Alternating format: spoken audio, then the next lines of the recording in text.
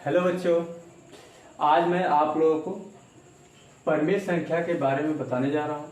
ठीक है, परमेय संख्या के बारे में जानने से पहले कुछ अंक और संख्याओं के बारे में हम क्या करेंगे, जान लेंगे, ताकि इस परमेय संख्या को समझने में हमें आसानी होगी। ठीक है, जैसे कि आप लोगों को पता है कि अंग्रेजी अल्फ़ाबेट में 26 लेटर होते हैं और इन 26 लेटर के अलग अलग क्या है, सिंबल है। ठीक है, इन्हीं सिंबल के माध्यम से इनको हम क्या करते हैं, रीड करते हैं। ठीक है, तो और इन्हीं लेटरों का प्रयोग करके हम क्या करते हैं, अनेक शब्दों को लिखते हैं या पढ़ते हैं। ठीक है, ठीक उसी प्रकार मैथ्स में टोटल 10 डिजिट होते हैं। कितने? टोटल डिजिट की जो संख्या जो होती है, डिजिट यानी अंक जो है, तो टोटल कितने हैं, 10 डिजिट है। और डिजिट कौन कौन से होते हैं, जैसे कि 0, 1, 2, 3, 4, 5, 6, 7, 8, 9, ये टोटल 10 डिजिट होते हैं। और आपको पता है कि इन्हीं 10 डिजिट का प्रयोग करके हम लोग क्या करते हैं, अनंत संख्याओं को लिखते थे। मान लीजिए कोई संख्या हमें लिखनी है, ठीक है, कोई संख्या लिखनी है, ठीक है, जैसे कि मान लीजिए आपसे कह दिया गया कि 3 अंकों की सबसे बड़ी संख्या लिखिए, तो आप क्या करते हैं, इन्हीं 10 अंकों में से सबसे बड़ी जो डिजिट है 9, उसको लेते हैं और 3 बार लिख देते हैं, तो ये हो जाती है 3 अंकों की सबसे बड़ी संख्या। कोई आपसे कहता है कि 3 अंकों की सबसे छोटी संख्या लिखिए, तो आप क्या करते हैं, इन्हीं 10 डिजिट का प्रयोग, इन्हीं 10 अंकों में से एक और इसके साथ 2 जीरो ले लेते हैं, ठीक है ना, यानी 2 शून्य को लिख लेते हैं, तो ये 3 डिजिट की यानी 3 डिजिट की सबसे छोटी यानी सबसे छोटी संख्या क्या लिख देते हैं हम लोग। ठीक है, कोई आपसे कहता है कि 4 डिजिट की सबसे बड़ी संख्या लीजिए, तो आप क्या करते हैं, संख्या लिखिए, तो आप क्या कहते हैं कि 9 को 4 टाइम्स लिख देते हैं। ठीक है ना, 9 को यानी 9 को क्या करते, 4 बार हम लिखते हैं, तो क्या होता है, 4 अंकों की सबसे बड़ी संख्या बन जाती है। ठीक उसी प्रकार जब कोई आपसे कहता है कि 4 अंकों की सबसे छोटी संख्या लिखिए, तो आप क्या करते हैं, 1 को लिखते हैं और इसके साथ 3 जीरो को लिख देते हैं, तो ये 4 अंकों की सबसे छोटी संख्या हो जाती है। ठीक है, इस प्रकार अनंत संख्याओं के बारे में आपसे कोई कह दे 4732 लिखिए, तो 4732 लिखने के लिए आपने क्या किया, 4 को और 7 को, फिर 3 को और 2 को इन्हीं अंकों में से लिख दिया। क्या इसके अलावा, इन अंकों के अलावा हमने कहीं से भी कोई अंक लिखा? नहीं लिखा। तो आपको अब ज्ञात हो चुका होगा कि मुझे या आपको या किसी को भी कितनी भी बड़ी संख्या के बारे में कहा जाए लिखने के लिए, तो वह इन्हीं 10 अंकों का प्रयोग करेगा और उस जो भी अंक कहा जाएगा लिखने के लिए, उस अंक को क्या करेगा, वह लिखेगा। ठीक है, आगे जब हम जैसे ही आगे बढ़ते हैं, तो सबसे पहले शुरुआत होती है संख्याओं में, वो पहली जो संख्या शुरुआत की जाती है, सबसे पहली संख्या के बारे में जब पढ़ाया जाता है, तो वह होती है आपकी प्राकृतिक संख्या। प्राकृतिक संख्या क्या होती है, जब आपसे कोई पूछे कि प्राकृतिक संख्या क्या होती है, तो वस्तुओं को गिनने अथवा किसी क्रम में रखने के लिए प्रयुक्त संख्या को क्या कहते हैं हम लोग, प्राकृतिक संख्या कहते हैं। किसी भी वस्तु को गिनना हो, ठीक है, या उसको किसी क्रम में रखना हो, तो उसे गिनने के लिए अथवा किसी क्रम में रखने के लिए हम क्या करते हैं, जिन संख्याओं का प्रयोग करते हैं, ठीक है ना, उन्हीं संख्याओं को हम क्या कहते हैं, प्राकृतिक संख्या कहते हैं। समझ में आ गया होगा, प्राकृतिक संख्या क्या होती है, तो जिन संख्याओं का प्रयोग हम किसी वस्तु को गिनने अथवा किसी क्रम में रखने के लिए प्रयोग करते हैं या प्रयुक्त किया जाता है, उसको हम बोलते हैं प्राकृतिक संख्या। आप लोगों को समझ में आ गया होगा प्राकृतिक संख्या क्या होती है। प्राकृतिक संख्या क्या होती है?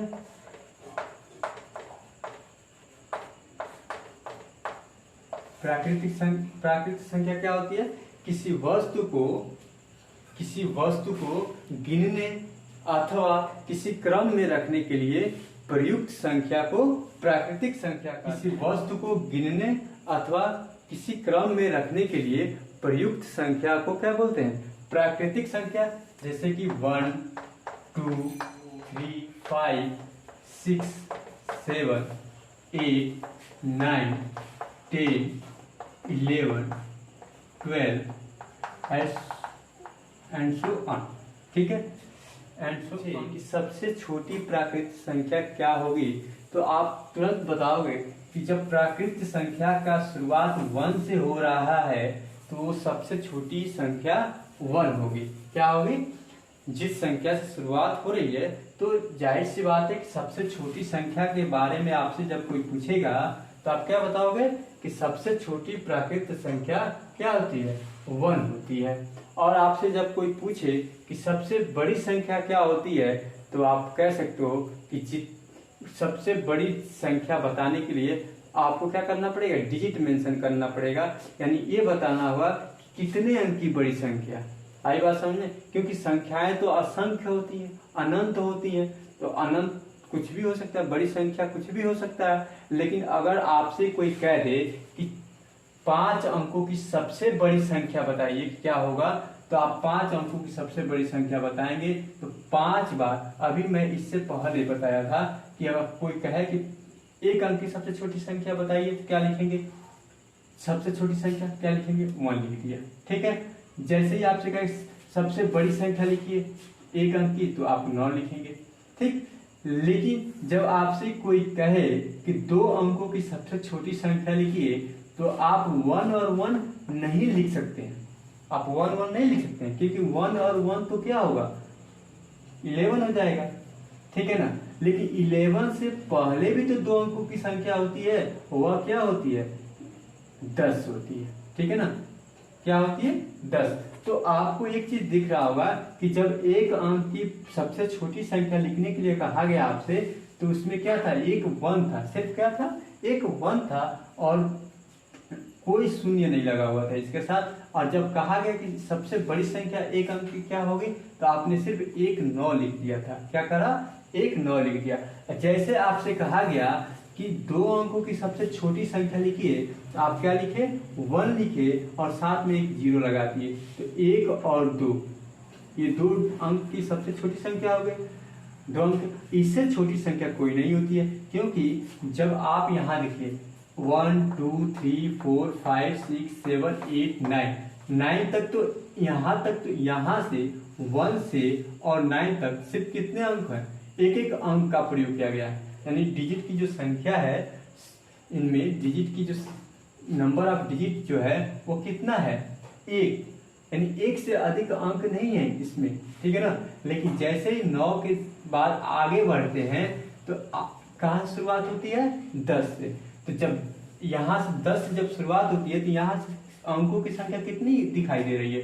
एक 0, ये भी तो अंक है। अभी मैं बताया हूँ कि अंक क्या होते हैं? 0 1 2 3 4 5 6 7 8 9, ये टोटल 10 अंक होते हैं। ठीक है ना? इन्हीं 10 अंकों की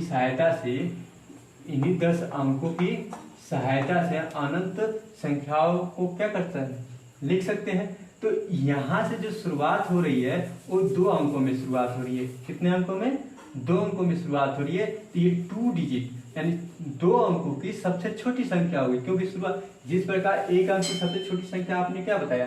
तो जहाँ से शुरुआत हुई वहां से बताया, तो वो सबसे छोटी संख्या है, और जहाँ एंड हुआ यानी समाप्त हुआ वो सबसे बड़ी संख्या हो गई। उसी प्रकार जब 2 अंकों की सबसे छोटी संख्या बात होगी लिखने की तो आप क्या लिखेंगे? 1 और 0 लिखेंगे। ठीक है? और जैसे ही 99 तक पहुंचेंगे तो 2 9 आपस में आपको दिखाई देगा, एक साथ लिखा हुआ, यानी 2 डिजिट का जो सबसे बड़ी संख्या होगी वो क्या होगी? 99 यानी 99 होगी।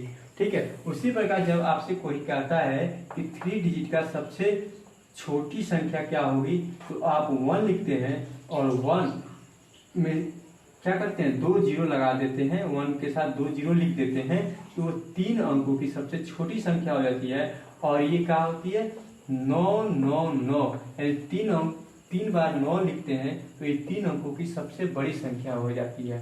ठीक है, तो इस प्रकार अगर 4 डिजिट का लिखना होगा तो 1 2 3, 1 के साथ 3 जीरो और उसके बाद 999, 4 बार 9 लिख दिए तो 4 अंकों की सबसे बड़ी संख्या।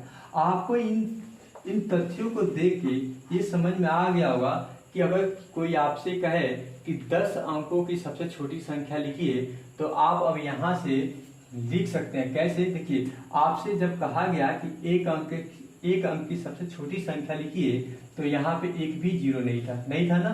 लेकिन जैसे ही कहा गया कि 2 अंकों की सबसे छोटी संख्या लिखिए तो उसमें शून्य कितना था, 1 था। क्या था, 1 था। जैसे कहा गया 3 अंकों की सबसे छोटी संख्या लिखिए तो उसमें जीरो की संख्या कितनी थी, 2 थी। जैसे ही कहा गया कि 4 अंकों की सबसे छोटी संख्या लिखिए तो उसमें अंक कितना था, जीरो की संख्या कितनी थी, 1 2 3 थी।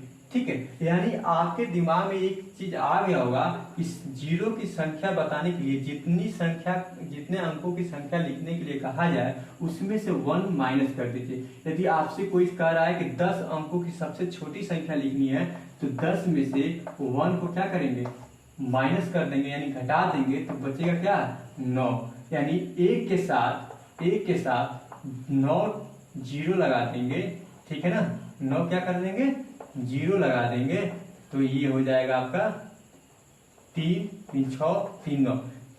जैसे ही 9 तो जीरो लगा दिए तो ये आपका बन जाएगा 10 अंकों की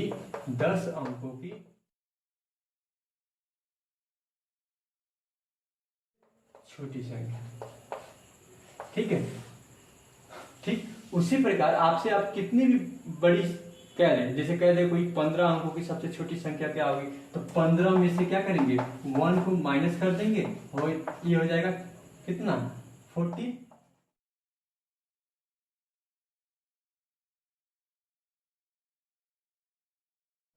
ये हो जाएगा 15 अंकों की सबसे छोटी संख्या।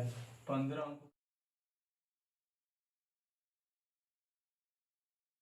समझ में आ गया होगा कि 10 अंकों की सबसे छोटी संख्या लिखने के लिए क्या करना होगा, जितना अंक कहा जाएगा उसमें से 1 घटा देंगे और जितना आंसर आएगा उतना जीरो हम क्या लगा देंगे, 1 के साथ लगाएंगे। याद है, 1 के साथ उतना जीरो लगा देंगे तो 10 अंकों की सबसे छोटी संख्या हो जाएगी।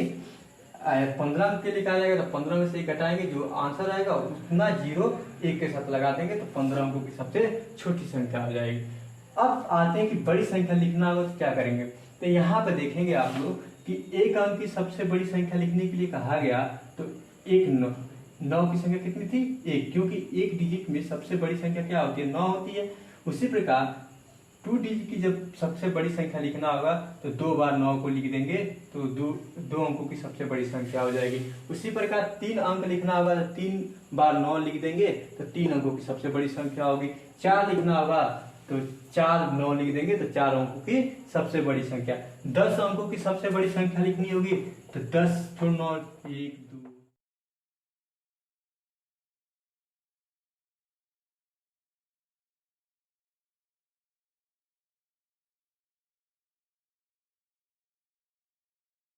सबसे बड़ी संख्या हो जाएगी।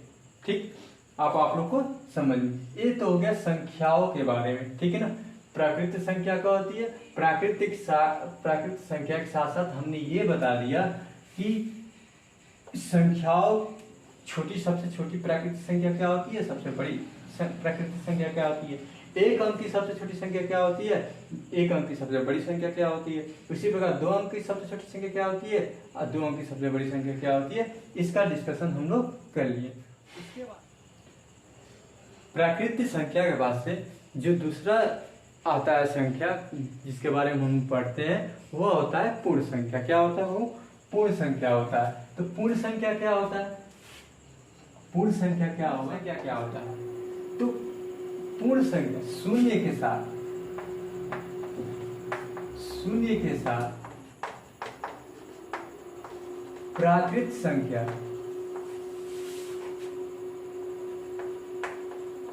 प्राकृत संख्या पूर्ण संख्या कहलाती है। क्या कहलाती है? पूर्ण संख्या कहलाती है। ठीक है, क्या लिखा है हमने? पूर्ण संख्या क्या होती है? तो शून्य के साथ प्राकृत संख्या, शून्य के साथ प्राकृत संख्या जो होती है वह क्या होती है? पूर्ण संख्या कहलाती है। तो अब बात आती जैसे में क्या लिखेंगे भाई? तो सबसे पहले शून्य लिख लिया, शून्य के साथ क्या? प्राकृतिक संख्या। तो अभी हम लोग पढ़े हैं कि प्राकृतिक संख्या क्या होती है? 1 2 3 4 5 6 7 8 9 10 11 अप टू n। ठीक है, तो इसको हम लोग क्या बोलते हैं? प्राकृतिक संख्या बोलते हैं। यहाँ पर अंत में एंड सो ऑन लिखा जाता है, एंड सो ऑन। ठीक है ना, इसका मतलब होता है अनंत। ठीक है ना, तो पूर्ण संख्या क्या होगी? तो जीरो से, यानी ये कह सकते हैं कि जीरो के साथ प्राकृतिक संख्याओं का जो समूह होता है, जो संग्रह होता है, उसी को हम लोग क्या बोलते हैं? पूर्ण संख्या कहते हैं। क्या बोलते हैं इसको? पूर्ण संख्या। अब बात आती है कि जिस प्रकार प्राकृतिक संख्या की सबसे छोटी अंक या सबसे छोटी संख्या 1 होती है, उसी प्रकार पूर्ण संख्या की जब बात होती है तो पूर्ण संख्या में जो सबसे छोटी संख्या जो होती है वो क्या होती है? शून्य होती है। क्या होती है बच्चा? शून्य होती है। यानी शून्य क्या है? सबसे छोटी पूर्ण संख्या। आपसे जब कोई पूछे कि सबसे छोटी पूर्ण संख्या क्या होती है, तो आप लोग क्या बताओगे? कि शून्य जो है वो सबसे छोटी, शून्य जो है वो सबसे छोटी पूर्ण संख्या होती है। ठीक है ना। उसके बाद से पूर्ण संख्याओं के बारे में कुछ और तथ्यों के बारे में भी क्या करेंगे? हम लोग जानेंगे।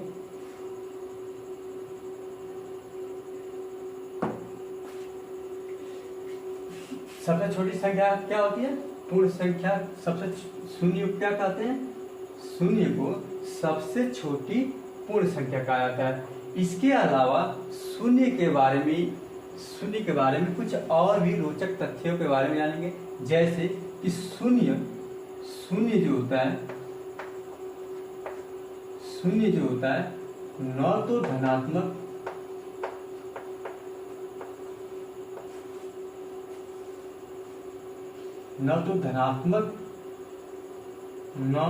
शून्य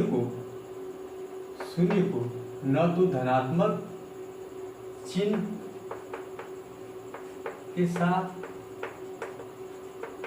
न ही ऋणात्मक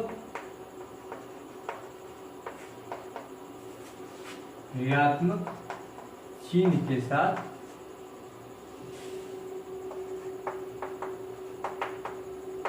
लिखते हैं।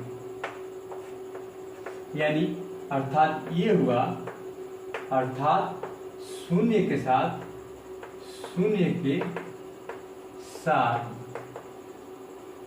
किसी भी चिन्ह का प्रयोग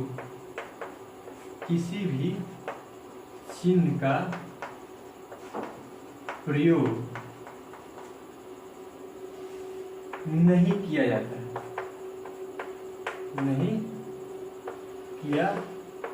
जाता, ठीक है।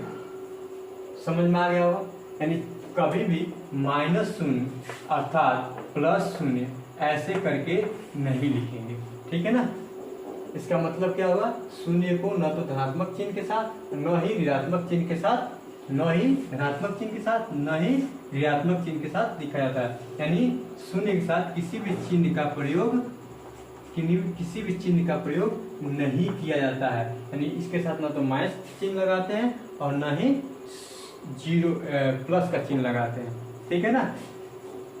इसके साथ ही इससे भी इम्पोर्टेंट और रोचक तथ्य ये है कि शून्य जब भी पूर्णांक के, इसके बाद जैसे ही हम लोग अभी पूर्णांक के बारे में पढ़ेंगे तो आप लोग को बताया जाएगा कि जब भी संख्या रेखा पर प्राकृतिक संख्या और उसके साथ ऋणात्मक संख्याओं को क्या किया जाता है? दिखाया जाता है, तो शून्य को हमेशा मध्य में लिखा जाता है। कहाँ लिखा जाता है?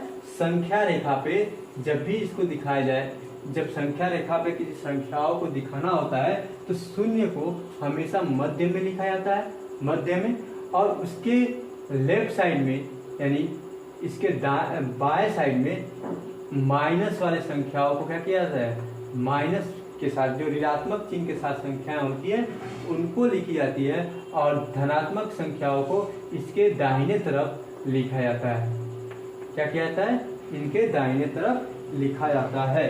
अभी जब मैं इन पूर्णांक के बारे में अध्ययन कराऊंगा, आप लोगों को पूर्णांक संख्याओं के बारे में डिस्कशन कराऊंगा, तो वहां पे इसको अच्छे से बताया जाएगा कि पूर्णांक संख्याएं होती क्या है। ठीक है ना। फिलहाल पूर्ण संख्या के बारे में आप लोगों को पता चल गया कि शून्य के साथ प्राकृत संख्या पूर्ण संख्या कहलाती है, अर्थात 0 और 1 2 3 को एक साथ जो समूह है, संग्रह है, वही या इनका से समुच्चय जो है वो क्या है, प्राकृत संख्याओं के बारे में हम लोग जान चुके हैं। अब आते हैं पूर्णांक संख्या के बारे में जानेंगे कि पूर्णांक संख्या क्या होती है। ठीक है, पूर्णांक संख्या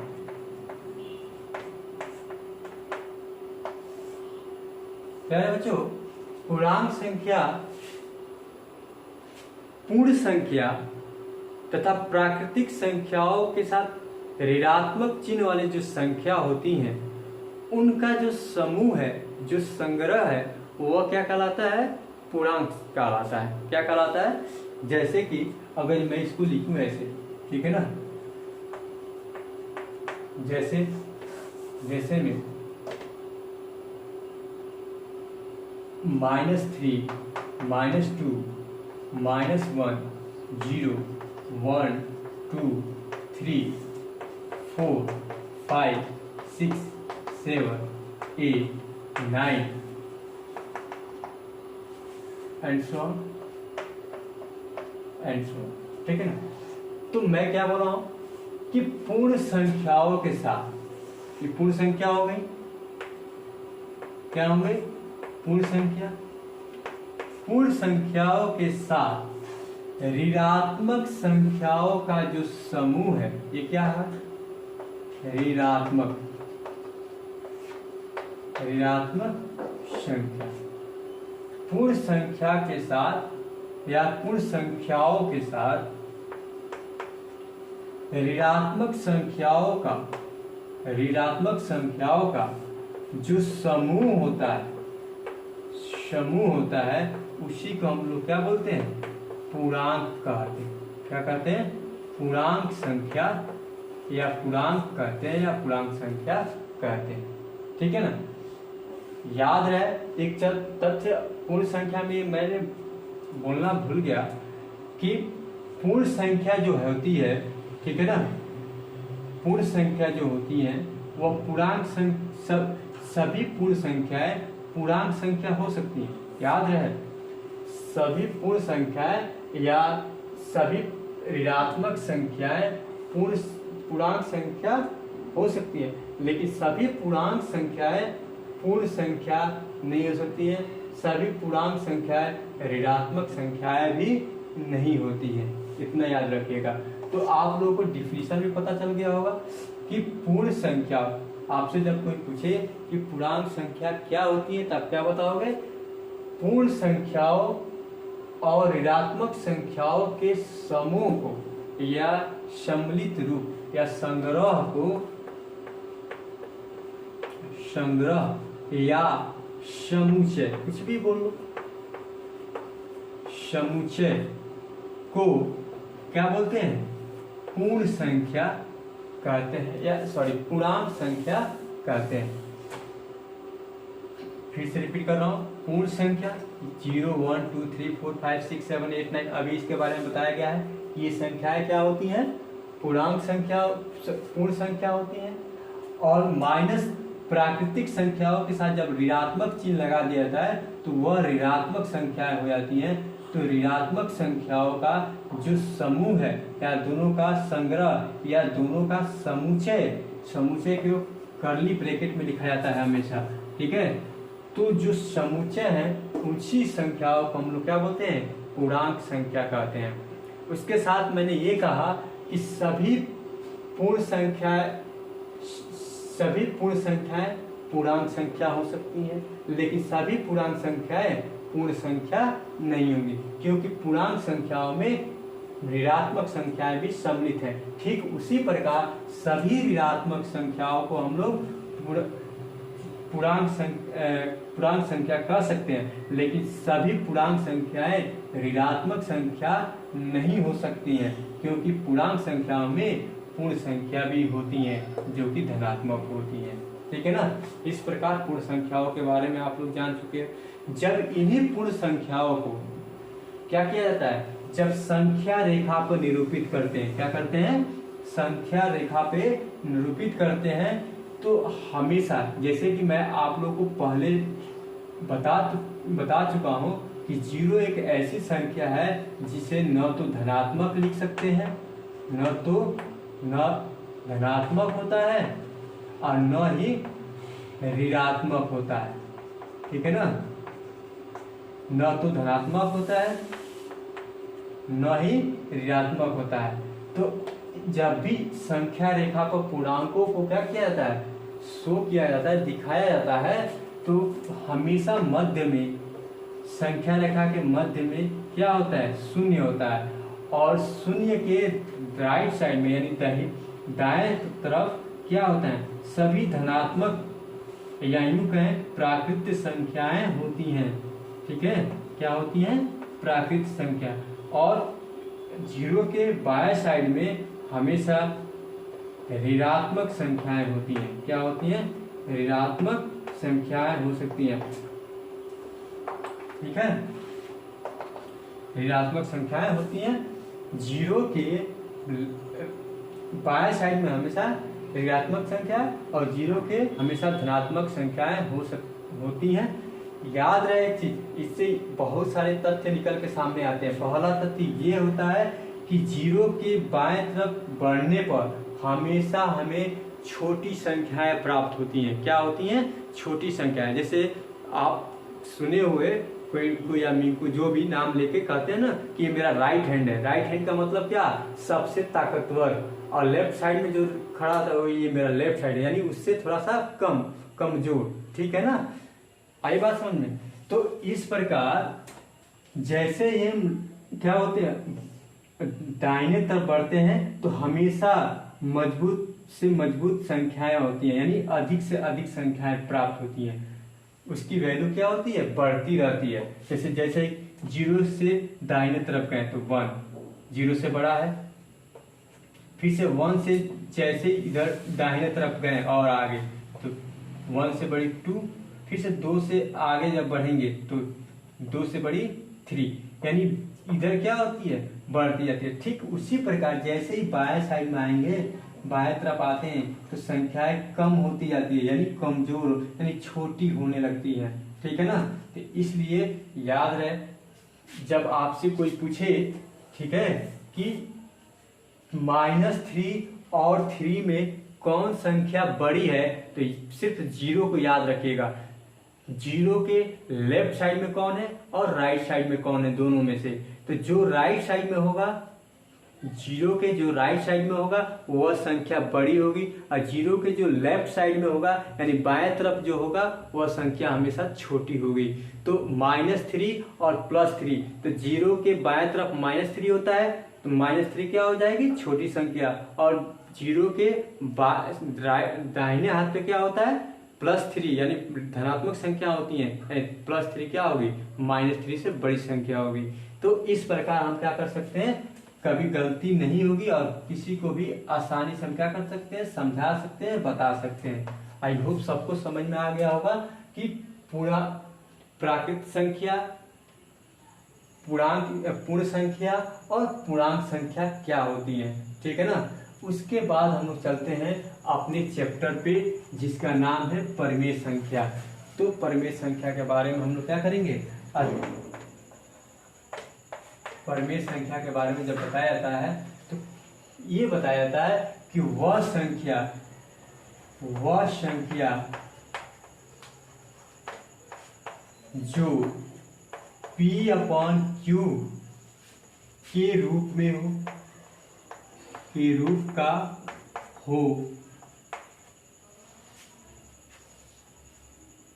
जहाँ P व Q पूर्णांक, अभी बताए हैं पूर्णांक संख्या का, पूर्णांक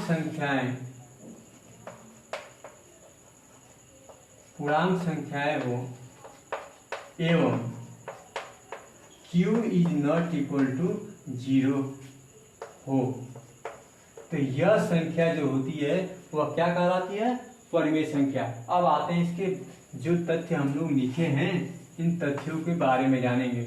हमने कहा कि P/Q के रूप का हो, Q जो हो Q is not equal to 0 हो, और ये दोनों जो हो वह क्या हो?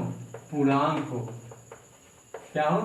पूर्णांक हो। इसका मतलब यह हुआ बच्चों कि कभी भी किसी भी संख्या के अपॉन में, ठीक है, जैसे 2/0 नहीं लिखेंगे, क्योंकि जैसे ये लिखते हैं तो ये परिमेय संख्या नहीं होंगी। इसका मतलब ये हुआ कि परिमेय संख्या नहीं है, परिमेय संख्या नहीं है। आई बात समझ में? यह परिमेय संख्या नहीं है।